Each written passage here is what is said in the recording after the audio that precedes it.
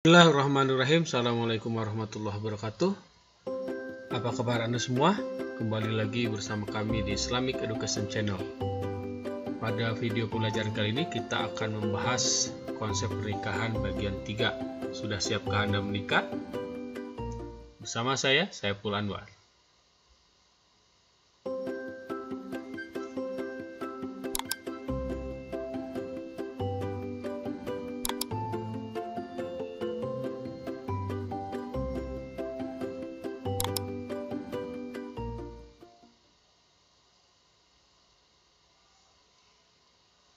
Bismillahirrahmanirrahim. Assalamualaikum warahmatullahi wabarakatuh.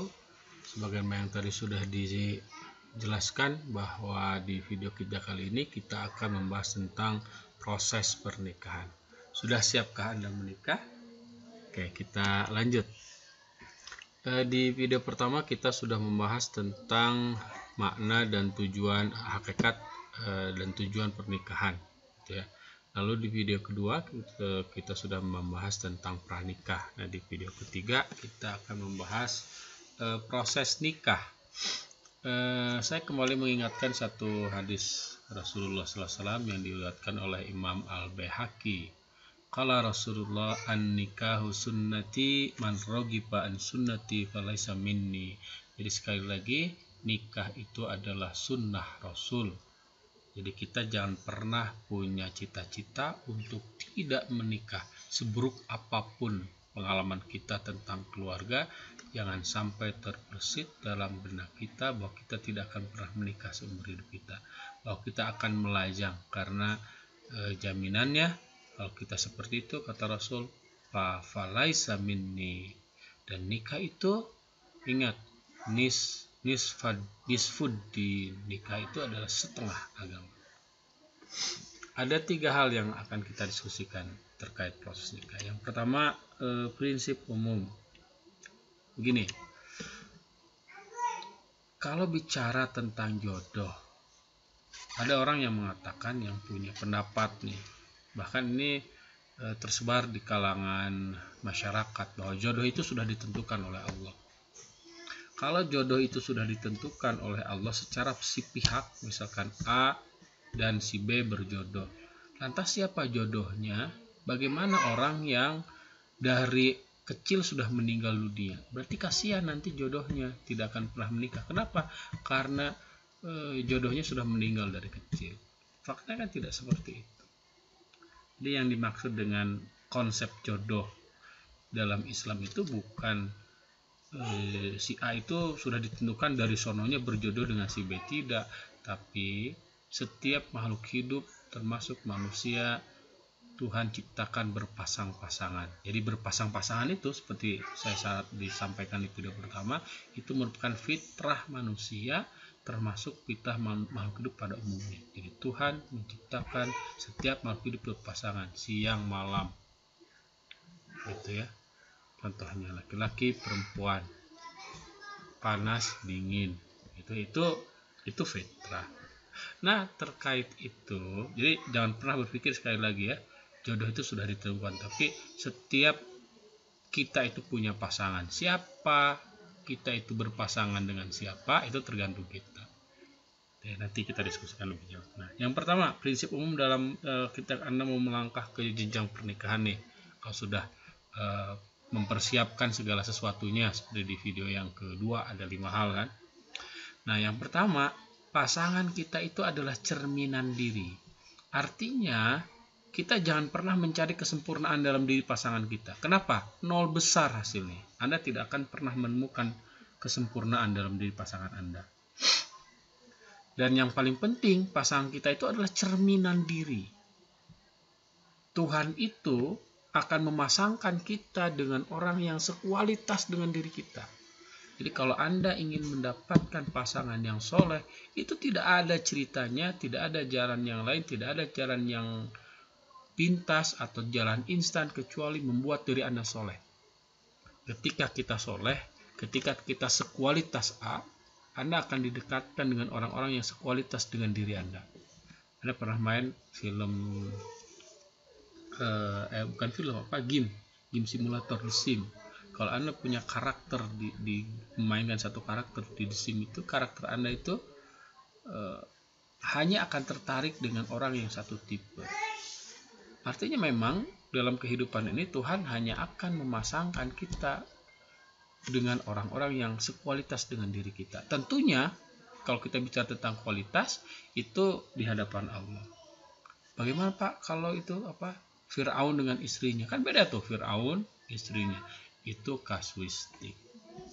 Atau Nabi Lut dengan istrinya, Nabi Nuh dengan istrinya itu kasuistik. Tapi yang jelas umumnya Tuhan itu hanya akan memasangkan orang kita dengan orang yang sekualitas dengan diri kita. Jadi kalau kita ingin mendapatkan pasangan soleh atau soleha, syarat-syarat A, B, C, D, maka tetapkan syarat itu pada diri kita. Makanya persiapan terbaik itu adalah membuat diri kita soleh di hadapan Allah, sehingga nanti kita didekatkan dengan orang yang sekualitas dengan diri kita. Kita lihat di surat An-Nur ayat 3. Auzubillahi minasyaitonirrajim. Az-zani la yankihu illa zaniyatan. Seorang pezina tidak menikahinya kecuali pezina lagi. Au musyrikatan. Wa zaniyatu la yankihu illa zani. Dan seterusnya. Jadi orang pezina di sini dia dipasangkan dengan pezina lagi. Pezina perempuan dipasangkan dengan pezina lagi. Jadi prinsip pertama, jangan pernah mencari kesempurnaan pada diri pasangan Anda karena Anda tidak pernah akan menemukannya. Gitu ya. Oke. Dan pasangan kita adalah cerminan diri kita. Yang kedua, kita harus menikah. Kita upayakan untuk menikah dengan orang yang kita kenal dengan baik. Jadi menikah itu tidak seperti beli kucing dalam karung, instan. Satu hari langsung nikah, kenal di Facebook langsung nikah. Tidak. Tapi kita harus menikah dengan orang yang kita kenal dengan baik. Kita harus kenal asal usulnya. Kita harus kenal siapa keluarganya. Kita harus pastikan dia itu sudah punya pasangan atau belum. Kalau dia perempuan, kita pastikan dia itu sedang dipinang oleh orang lain atau tidak. Jadi kita harus mengenal baik. Dan kita kenalkan dengan keluarga kita, terutama dengan kedua orang tua kita. Jangan sampai orang yang akan kita nikahi itu tidak disenangi oleh kedua orang tua Anda. Atau tidak dikenal oleh kedua orang tua Anda. Kenapa? Karena tidak ada bekas orang tua, tapi bekas istri atau bekas suami banyak. Makanya sekali lagi prinsip kedua, kalau Anda ingin menikah, Anda harus menikah dengan orang yang Anda kenal dengan baik asal usulnya, dan keluarga Anda pun kenal dengan orang itu, terutama kedua orang tua. Jika Anda laki-laki, kenalkan calon pasangan Anda kepada keluarga Anda, terutama kedua orang tua Anda. Dan kalau Anda perempuan, kenalkan juga calon atau pasangan Anda itu kepada kedua orang tua Anda. Jadi jangan pernah menikah, jangan berencana pernikahan dengan orang yang sama sekali tidak Anda kenal atau baru Anda kenal beberapa hari. Di surat Al-Qasas ayat 27 Allah berfirman, Auzubillahi minasyaitonirrajim. Ini perkataan Nabi Su'aib kepada Nabi Musa. Qala inni uridu an unkihaka ihdabnatayya hataini ala an ta'jurani samaniya hijajin. Kata Nabi Su'aib, sesungguhnya aku bermaksud menikahkan kamu dengan salah satu dari kedua anakku ini atas dasar bahwa kamu sudah bekerja padaku selama 8 tahun. Jadi Nabi Su'aib menikahkan putrinya dengan Nabi Musa karena dia sudah mengenalnya selama 8 tahun. Jadi Nabi Su'aib selaku orang tua sudah mengenal baik calon mantunya 8 tahun. Begitu lama. Apakah kita juga harus menunggu selama itu? Ya tentu tidak. Itu kausuistik. Jadi berapa lama kita mengenal baik? Ya paling tidak kita tahu bahwa yang bersangkutan itu baiknya itu, ya kita tahu asal usulnya, orang tuanya, kakaknya, keluarganya lah, gitu ya. Apalagi kalau ngakunya dia perantau, harus dipastikan Anda bertemu dulu, yakin dulu. Seperti yakinnya Nabi Su'aib menikahkan salah satu putrinya kepada Nabi Musa karena Nabi Su'aib sudah mengenal Musa selama 8 tahun ketika Musa bekerja pada diri. Oke, yang ketiga, ketertarikan. Anda menikah harus dengan orang yang Anda senang, Anda sukai. Jadi bukan hanya dengan orang yang Anda kenal, tapi harus dengan orang yang Anda sukai. Tapi kadang-kadang kita mencari jodoh itu di luar lingkaran yang kita kenal biasanya gitu. Padahal justru kadang-kadang jodoh itu orang yang terdekat dengan kita. Cuma karena sudah terlanjur dekat gitu ya, jadi tidak ketika mengarah ke sana tidak dianggap serius. Tapi yang jelas, yang ketiga, prinsip umumnya ketika Anda menikah, Anda harus menikah dengan orang yang Anda sukai. Bagaimana kalau dijodohkan? Komunikasikan dengan kedua orang tua Anda. Kenapa? Karena yang akan menikah bukan ayah atau ibu Anda, karena yang menikah adalah Anda sendiri. Dan ketika Anda menjadi orang tua, ingat yang menikah itu anak Anda, bukan Anda. Bahagia itu harus perspektif anak juga, bukan hanya sebatas perspektif orang tua. Tapi bantu anak untuk menemukan jodohnya yang tepat. Karena kadang-kadang memang seorang anak itu karena maklum dia belum berpengalaman, terutama perempuan, dia sangat lemah, logikanya itu akan terhalang ketika dia jatuh cinta dengan seorang perempuan. Kadang-kadang orang tuanya bisa dilabrak. Makanya dalam Islam perlu wali untuk perempuan. Jadi kita harus menikah dengan orang yang kita sukai. Dalam surat An-Nisa ayat 3, fankihu ma taba lakum minan nisa, maka nikahilah wanita-wanita yang kamu senangi. Lalu yang keempat, kesiapan ekonomi.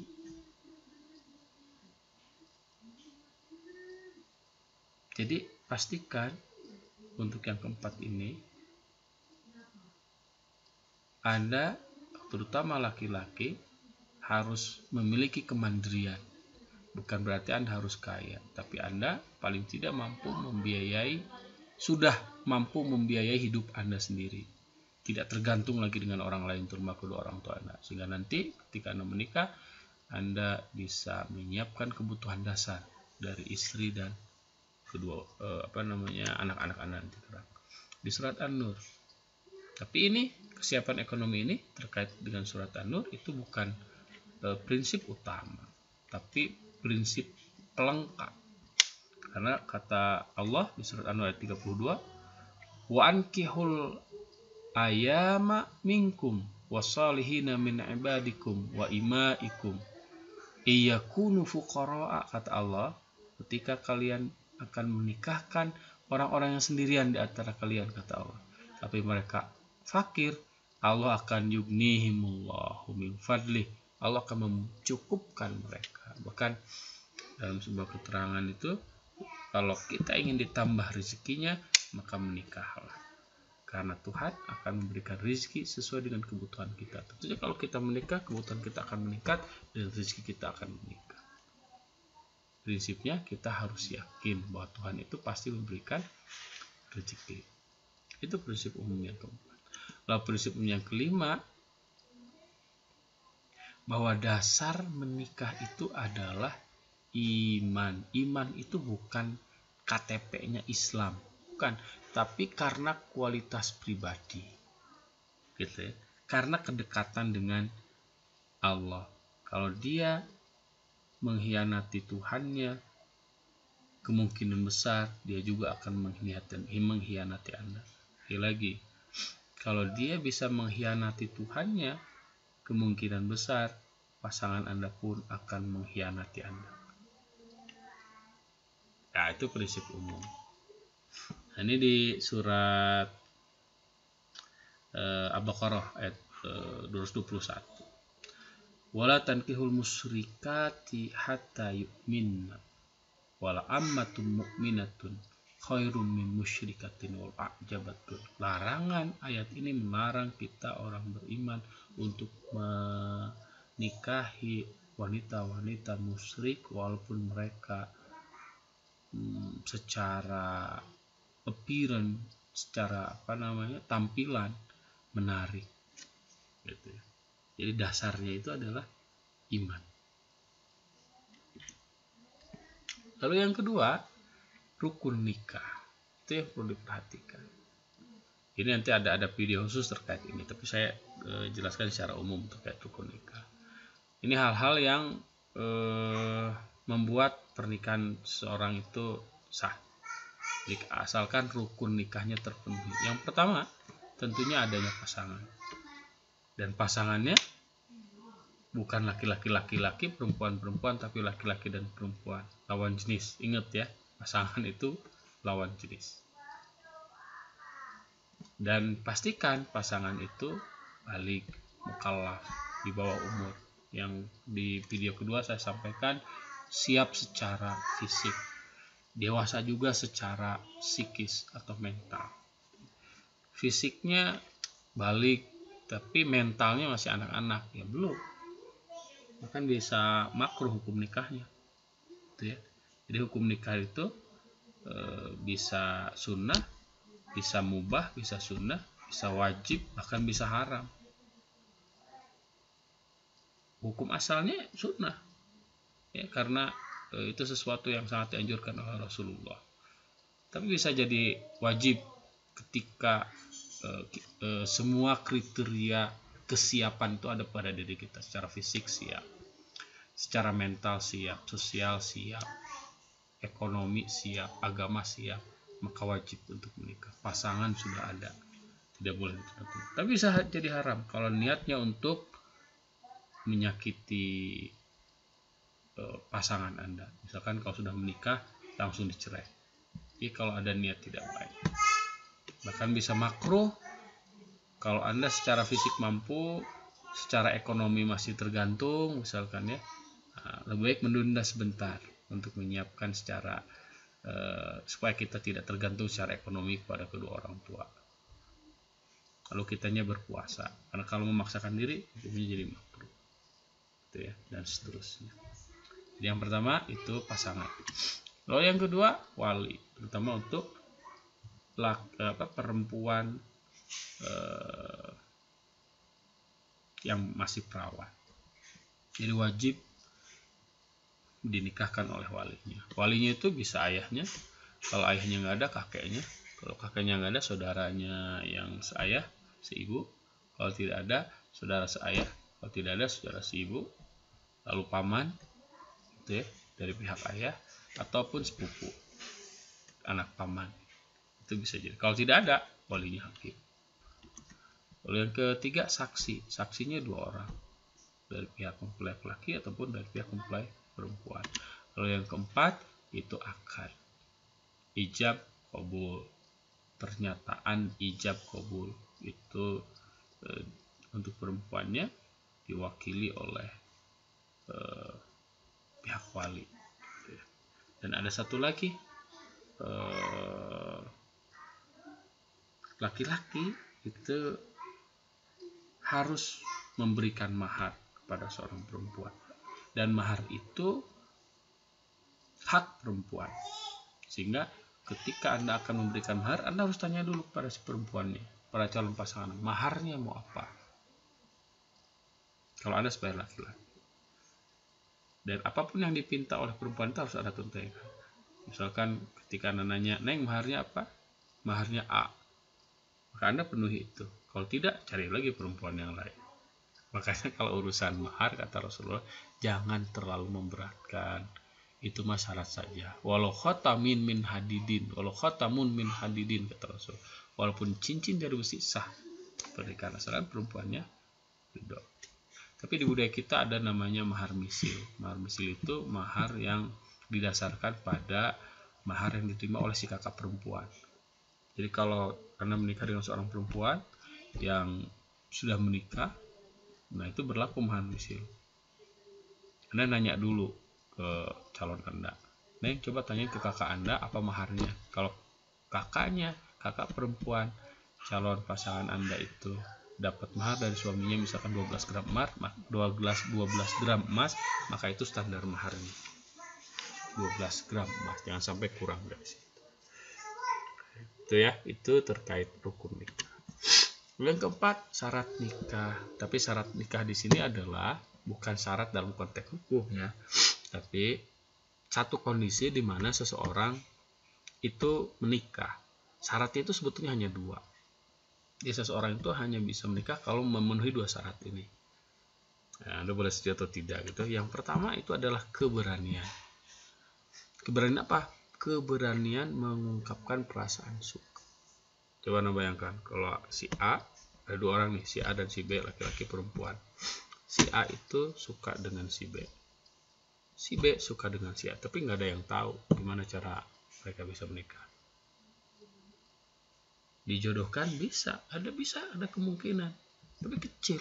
Tapi yang paling cepat itu salah satunya harus berani mengungkapkan perasaan suka. Baik itu laki-laki atau perempuan. Pak, saya perempuan, kan menunggu. Apakah Siti Khadijah, Ummul Mukmin, Sayyidah Al-Khadijah, dia seorang perempuan? Ya, dia bukan seorang perempuan. Yang pertama kali mengungkapkan rasa suka itu bukan Muhammad, saat itu belum jadi nabi, tapi Siti Khadijah lewat surat yang dititipkan kepada paman Rasul, oleh paman Rasul dikasihkan ke Muhammad. Saat itu belum jadi Rasul. Jadi keberanian. Nah, ini kata Sayyidina bin Abi Thalib. Cinta itu tak pernah meminta untuk menanti. Ia mengambil kesempatan, itulah keberanian. Atau mempersilahkan, yang ini pengorbanan. Nah, quote ini ada ceritanya. Jadi ceritanya begini. Sayyidina Ali itu dia sangat suka dengan Siti Fatimah. Dan seperti yang Anda tahu semua bahwa Sayyidina Ali itu bersama Rasul semenjak beliau bayi. Kenapa? Karena dari semenjak bayi Sayyidina Ali diangkat sebagai saudara oleh Rasul, sehingga dari kecil itu hidup bersama Rasul, termasuk ketika Rasul sudah menikah dengan Siti Khadijah. Sehingga ketika Rasul menyatakan diri seorang nabi, dari awal itu Ali saat itu usianya ada yang mengatakan 10 tahun, ada yang mengatakan 11 tahun, itu menyatakan diri masuk Islam. Jadi dia termasuk pemuda yang pertama kali masuk Islam. Jadi itu Sayyidina Ali. Dan dia tumbuh kembang bersama putri-putri Rasulullah, terutama salah satunya adalah Fatimah. Dan di antara sekian banyak putri Rasulullah itu yang menarik hati dia adalah Fatimah. Tapi pada saat itu Ali bin Abi Thalib punya perasaan minder dalam konteks begini, siapa saya nggak cocok untuk Fatimah. Akhirnya perasaan itu dipendam hingga satu saat Rasulullah setelah ketika mau hijrah ke Madinah, Rasulullah itu bilang begini, nanti aku akan menikahkan Fatimah dengan seseorang, kata Rasul gitu. Dan semua sahabat tahu, dan semua sahabat, tapi Rasul tidak menginformasikan siapa laki-laki yang akan Rasul nikahkan kepada Fatimah. Dan semua sahabat berharap dirinya untuk menikah dengan Fatimah. Akhirnya ada seorang sahabat yang mengambil kesempatan itu pertama kali. Siapa itu? Abu Bakar radhiyallahu anhu.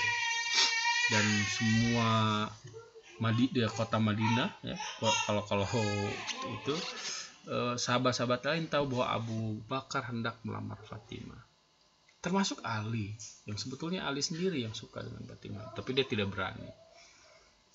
Saat Ali tahu bahwa Abu Bakar itu hendak melamar Fatimah, dalam hati Ali gelisah. Harusnya saya ini, tapi karena Ali tidak memiliki keberanian untuk itu, lalu dia membandingkan dirinya dengan Abu Bakar, nggak ada apa-apanya. Abu Bakar itu sahabat terbaik, yang paling duluan masuk Islam, yang bergelar As-Siddiq, sahabat paling dekat dengan Rasul.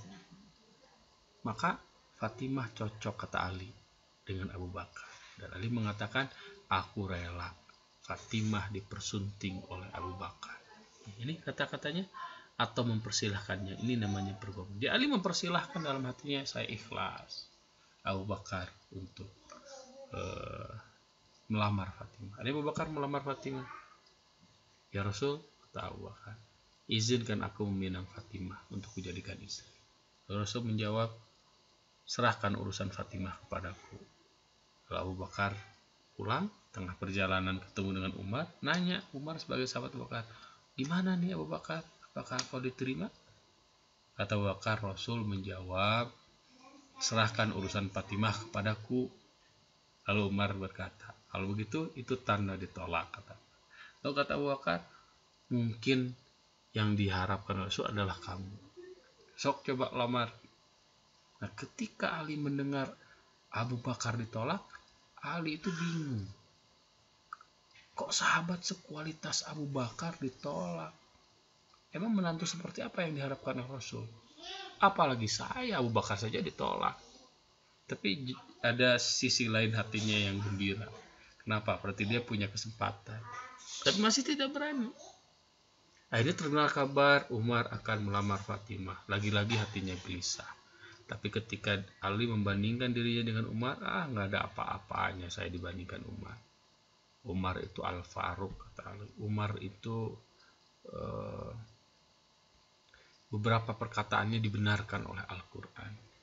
Jadi jauhlah dibandingkan dengan Umar. Saya nggak ada apa-apanya, kata Ali. Aku ridho Fatimah jadi disunting oleh Umar. Itu kata Ali. Lalu Umar ceritanya melamar pada Rasul. Ya Rasul, izinkan aku meminang Fatimah untuk kujadikan istri. Apa kata Rasulullah? Jawabannya sama seperti ke Abu Bakar. Serahkan urusan Fatimah kepadaku. Itu kata Rasul. Akhirnya Umar pulang ketemu dengan Abu Bakar. Bagaimana? Apakah lamaranmu diterima? Kata Abu Bakar, jawaban Rasul, serahkan urusan Fatimah kepadaku. Kata Abu Bakar, itu tandanya penolakan. Satu sama. Karena Umar tadi mengatakan begitu. Ketika di lain pihak, ketika Ali mendengar Umar bin Khattab itu ditolak juga, Ali semakin kaget. Kenapa Abu Bakar, Umar ditolak? Lantas kata Ali, Rasul itu ingin menantu seperti apa? Apakah seperti Utsman yang sekarang yang satu sudah menikah dengan putri kedua Rasulullah yang lain setelah istri yang pertamanya meninggal dunia, atau seperti Abdurrahman bin Auf? Saya nggak ada apa-apanya. Ini ada salah satu budaknya yang selalu menemani Ali, saya lupa lagi namanya, bilang ke Ali gini, wahai Tuhan, mungkin yang dimaksud oleh Rasulullah itu ada, coba datang saja. Kalau bahasa kita apa yang juga ditolak. Akhirnya Ali dengan dorongan itu memberanikan diri bertemu dengan Rasulullah. Tapi apa yang terjadi ketika Ali bertemu dengan Rasul? Ali nggak bisa berkata apa-apa. Akhirnya ditembak oleh Rasul. Wahai Ali, hendak apa kamu bertemu denganku? Apakah kedatanganmu sama seperti kedatangan Abu Bakar dan Umar? Wah, Ali tersentak karena Rasul langsung menembak dirinya. Akhirnya Ali mengatakan, ya saya tidak bisa berkata apa-apa, ya saya ingin melamar Fatimah. Mungkin begitu bahasa kita dulu. Kata Rasul, ahlan wa sahlan. Di tengah jawaban yang seperti itu, Ali agak sedikit kebingungan dan pulang. Lalu ditanya oleh sahabatnya itu, wahai Tuhan, apa ya jawaban baginda Rasul? Rasul menjawab ahlan wa sahlan. Seolah-olah ahli yang pakar bahasa itu nggak ngerti itu jawaban apa. Kata kawannya itu, wahai Tuhan, itu tanda penerimaan, ahlan wa sahlan. Akhirnya Ali balik lagi ke Rasulullah. Dan kata Rasul, singkat cerita gitu, wahai Ali, mahar apa yang akan kau siapkan untuk pernikahanmu dengan Fatimah? Kata Ali, aku nggak punya barang yang berharga ya Rasulullah. Engkau tahu yang paling berharga untukku adalah baju jirah yang kau berikan padaku. Jadi Ali pernah mendapat hadiah berupa baju perang dari Rasulullah. Itu barang yang paling sangat dia sayangi dan paling berharga dalam hidupnya. Lalu kata Rasul, ya udah itu saja jadi mahal. Akhirnya Ali keliling pasar untuk menjual baju perangnya. Lalu ketemu di jalan sama Utsman bin Affan radhiyallahu anhu. Kata Utsman, wahai Ali, kenapa engkau menawar-nawarkan baju jirahmu itu? Padahal itu kan baju jirah pemberian Rasulullah. Buat apa nanti uangnya itu? Itu bahasanya gitu. Lo kata Ali, aku jual baju perang ini untuk biaya mahar pernikahanku dengan putri Rasulullah Fatimah. Utsman tersenyum. Kata Utsman, oke, saya beli. Berapa harganya? Nih 400 dinar. 400 dinar, 400 dirham. Kata Utsman, oke. Akhirnya baju perangnya dikesek-kesek Utsman mengasihkan uang 400 dirham untuk mahar pernikahan. Kata Utsman, baju jirah ini sekarang jadi hakku dan uang ini adalah hakmu. karena baju jari sudah jadi milikku, aku serahkan sebagai kado pernikahan. Nah, Ali tersenyum. Ali dapat baju perang sebagai kado pernikahan dan uang untuk mahar pernikahannya, bertemu dengan Rasulullah. Dan nikahlah mereka berdua. Nah itu kata Ali, cinta tak pernah meminta untuk menanti, ia mengambil kesempatan. Itu namanya keberanian, seperti yang dilakukan oleh Umar dan Abu Bakar radhiyallahu anhu. Atau mempersilahkan yang ini pengumuman seperti yang dilakukan oleh Ali bin Abi Thalib radhiyallahu anhu. Nah itu yang pertama, itu syarat menikah itu. Dan ini kalau di persentase 90% nih, keberanian menyatakan perasaan cinta kepada pasangan. Lalu yang kedua, ini 10% penentunya. Apa itu? Kesediaan. Kesediaan apa? Kesediaan orang yang ditembak untuk menikah dengan Anda. Itu. Kalau yang pertama itu kita nggak bisa membantu. Saya nggak bisa membantu. Itu nggak ada tips and trick nih. Itu hanya Anda yang harus berani menyatakan itu. Tapi yang kedua, ini ada tips and trick dari Rasulullah. Bagaimana supaya kalau orang yang kita tembak itu langsung mengatakan siap. Caranya begini. Kata Rasulullah dalam sebuah hadis riwayat Bukhari, tunkahul mar'atu li arba'in, limaliha wa li hasabiha wa li jamaliha wa li diniha fadzir bidatin taribat yadak. Yang pertama yang harus diperhatikan itu adalah limaliha. Jadi supaya persentase penerimaan kita meningkat daripada penolakannya adalah satu pertama ini, mandiri secara ekonomi. Ini mandiri secara ekonomi. Jadilah orang yang mandiri secara ekonomi. Tunjukkan pada pasangan Anda bahwa Anda mandiri secara ekonomi. Mapan. Kemapanan itu mereduksi penolakan. Kemapan. Coba kalau misalkan Anda didatangi oleh orang yang kekayaannya itu, kalau di Indonesia misalkan orang terkaya ke-6 misalkan, kira-kira kalau dia datang ke beberapa perempuan di tanah air ini, penolakan dengan penerimaannya lebih banyak mana? Saya yakin lebih banyak penerimaannya, karena Rasul, seseorang fitrahnya itu, nalurinya itu menikah karena 5 hartanya. Jadi kemandirian ini bukan berarti kaya ya, paling penting itu kemandirian. Jadi kalau Anda ingin level penerimaan Anda itu meningkat, kemandirian secara ekonomi itu harus ditingkatkan. Yang kedua, wali hasabiha, nasabnya, walaupun ini sebetulnya tugas kedua orang tua Anda. Makanya ketika Anda mempersiapkan pernikahan dengan benar, itu sejatinya Anda meningkatkan kesempatan anak Anda untuk kesempatan penerimaan anak Anda ketika dia melamar sama orang lain. Jadi penting. Walaupun ini sekali lagi keluarga. Dan yang kedua ini, ketika Anda sebagai anak pun ya menjaga nama baik keluarga. Jangan melakukan hal-hal yang bisa mencoreng nama baik keluarga. Anak presiden lamar, pasti lebih banyak diterimanya, persentase penerimaan daripada penolakannya. Anak ulama, anak kiai pasti lebih banyak penerimaannya daripada penolakannya. Oke, itu yang kedua. Yang ketiga, lim jamaliha, karena fisiknya, karena kecantikannya. Artinya kalau Anda ingin meningkatkan persentase penerimaan Anda, jaga penampilan fisik. Iya, good looking, menjaga kebersihan. Kalau tidak bicara cantik atau jelek gitu, karena itu sangat relatif. Tapi paling tidak ketika kita berada di orang lain, dekat dengan orang itu nyaman berada di antara kita. Jangan sampai kita datang mereka pada kabur gitu. Mau nembak gimana, toh pas datang saja langsung kabur gitu, karena mencium hal-hal yang tidak enak di dalam tubuh kita misalkan ya. Jadi 3 hal itu. Dan yang keempat, karena agamanya. Tapi Rasul mengingatkan, fadfar bidatidin taribat yadak. Perhatikan yang keempat, agama di sini bukan satu KTP, agama Islam bukan, tapi karena kualitas pribadi. Jadi yang dimaksud Rasul ini adalah kualitas pribadi ini jadi motivasi utama menikah. Jadi kualitas pribadi itu yang paling utama ketika kita akan menikah. Jadi yang bisa meningkatkan prosentase penerimaan kita adalah kualitas pribadi kita, kesolehan kita. Ingat yang pertama, pasangan kita adalah cerminan diri. Kalau kita ingin mendapatkan pasangan yang soleh, maka solehkanlah diri kita. Itu cara terbaik. Nah, begitu ya. Nah, jadi imaliha walisabih wajamaliha walidiniha. Jadi ini kualitas pribadi. Dan ingat, untuk yang kedua ini, kesediaan ini, ketika Anda motivasi menikahi seseorang itu karena kecantikannya, kemungkinan besar dia itu motivasinya karena harta yang Anda miliki.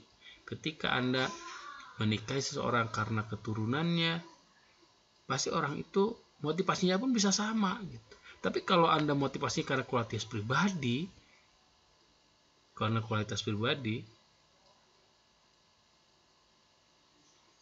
pasangan Anda itu akan didekatkan dengan orang-orang yang memiliki motivasi yang sama, yaitu karena kualitas pribadi. Dan kalau motivasinya itu karena kualitas pribadi, perbedaan secara fisik, perbedaan secara keturunan, perbedaan dari segi kepemilikan harta itu nggak akan dipandang, karena itu yang paling penting. Tapi kalau motivasinya karena hartanya habis, siap-siap perceraian. Karena keturunannya, ayahnya nggak menjabat lagi, siap-siap bercerai. Karena kecantikan sebenarnya, siap-siap bercerai. Tapi kalau karena kualitas pribadi atau agamanya, perbedaan harta, nasab, kecantikan itu nggak akan diperhitungkan. Ketika nikah memiliki harta, dalam perjalanan ada musibah, tetap bertahan. Dan seterusnya itu karena agama, seperti pernikahan Siti Khadijah dengan Nabi Muhammad. Perbedaan harta, nasab, kecantikan. Nasab dalam konteks Nabi Muhammad orang Quraisy pada umumnya, Siti Khadijah bangsawan. Kecantikannya dari sisi fisik Nabi Muhammad lebih muda daripada Siti Khadijah. Dari sisi kepemilikan harta, Siti Khadijah lebih kaya daripada Nabi Muhammad, tapi tidak jadi persoalan. Kenapa? Karena motivasi mereka berdua adalah kualitas pribadi. Khadijah melihat pribadi Muhammad, Muhammad sallallahu alaihi wasallam melihat pribadi Khadijah. Sekali lagi, jodoh itu tidak ditentukan sejak zaman azali. Yang ditentukan sejak zaman azali adalah fitrah berpasangan. Dengan siapa Anda berjodoh, lakukan dua hal ini. Anda harus berani menyatakan perasaan suka dan mempersiapkan segala sesuatunya supaya prosentase penerimaan Anda lebih tinggi daripada penolakan Anda. Wallahu a'lam bishawab. Kita lanjutkan nanti ke video berikutnya. Terima kasih. Assalamualaikum warahmatullahi wabarakatuh.